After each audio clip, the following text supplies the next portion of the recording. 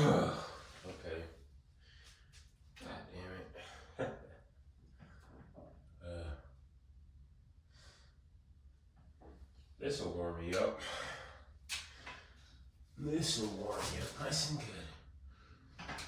Guys, it has been getting cold.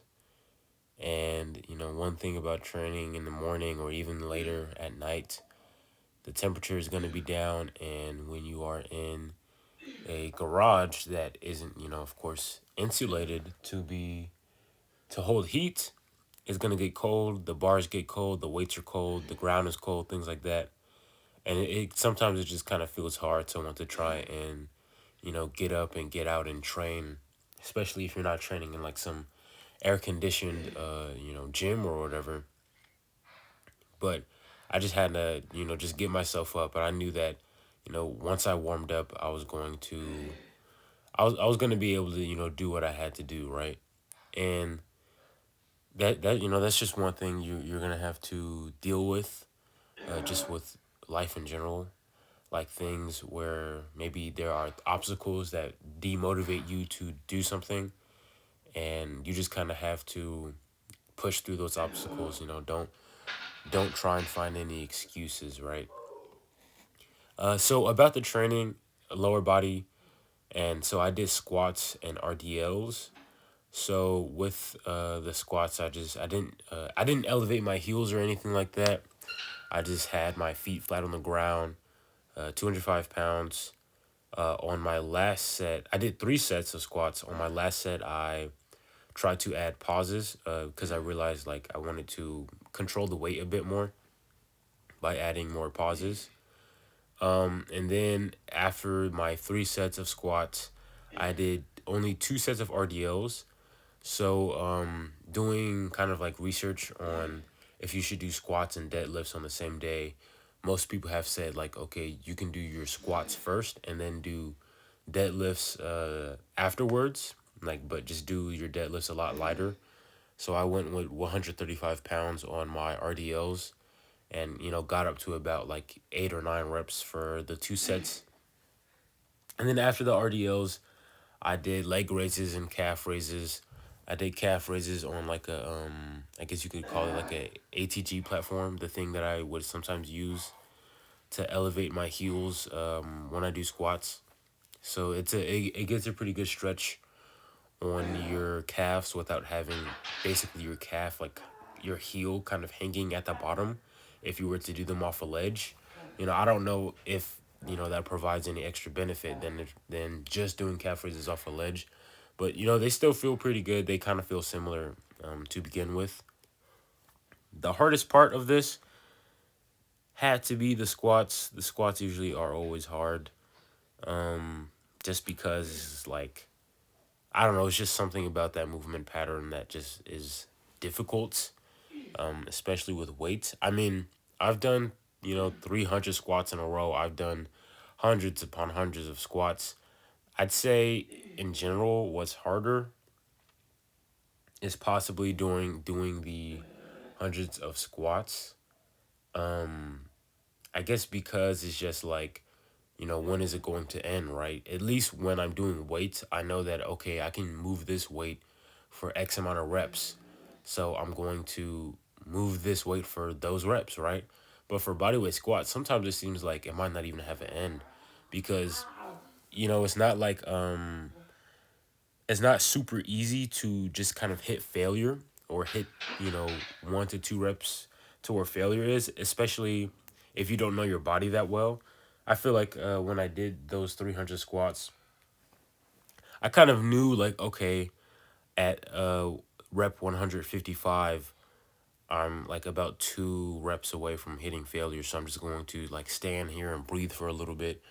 Or like, rep 27 or rep 38. I feel like I'm going to hit failure here. So let me breathe for a little bit. And the funny thing is, I kind of applied that to these squats right here, to the back squats. So with the back squats, at some point where I would get to like, let's say rep 8 or rep 9, I would be like, okay, that one was pretty hard. That might have been the last one, but let me just breathe here for a little bit. Let me collect myself. and then let me, get on, doing another rep. And I think for the first two sets, I did, yeah, the first two sets I did 10 reps, and then the last set I'm pretty sure I did seven. If you want to correct me or whatever, you can just go back and look at the footage. And then here with the RDLs, just very simple. I haven't done RDLs in a long time. I've done a lot of movements. I've done what, hip thrust. I've done the leg curls on the rings. I've done those, like, I don't know how to call it. Yeah, the straight leg hip thrust, and I've done the back extensions. But it didn't feel like as if like I lost the ability to do this movement. It was basically just the same. But it was interesting to do it with lighter weight. The last time I did RDLs, I kind of had my lower body days separated, where one was more RDL focused and the other was more squat focused. But I just kind of wanted to see if I could get away with doing squats and RDLs on the same day. And so far that it seems like it has, right? Especially I really care more about squats than I do deadlifts or RDLs. So doing, just those three sets in the beginning of my workout, and then only doing two sets of RDLs, I think that's fine. I think that's a good mix. And, even if I'm not doing three sets, I think two sets is definitely a good stimulus. I don't feel like you always have to do three sets on the movement, three, four, five, whatever, as long as you're kind of increasing the weight or increasing the reps, and you can see that you're making those adaptations, throughout the week or throughout the months or whatever. Then like, okay, two sets is fine. I don't have to add another set unless you want to. But I kind of do it just for the sake of time and energy.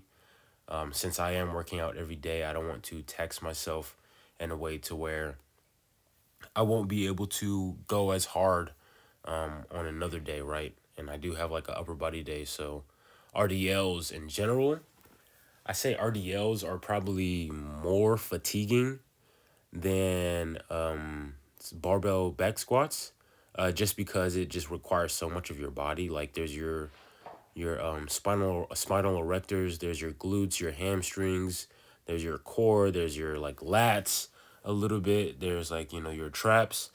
And I just remember sometimes where I would do two sets of RDOs, and then I would just really try and squeeze out a third set, but I just could not.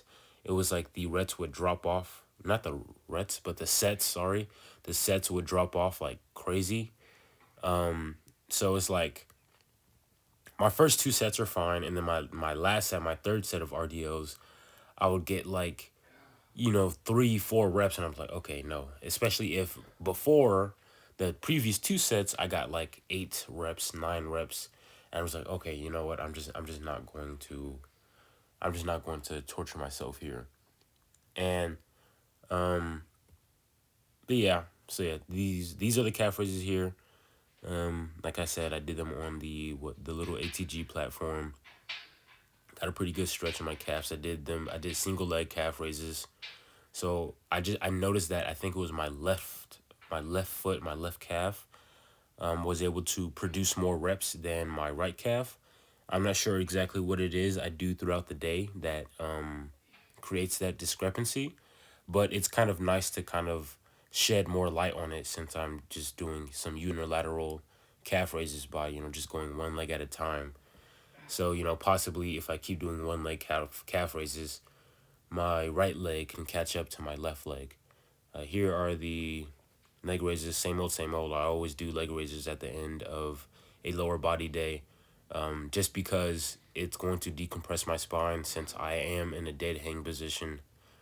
In general, I think even if you can't do leg raises, or you train leg raises on a different day, or you don't train your core directly, I think you should always do dead hangs on movements where you're going to have your spine compressed.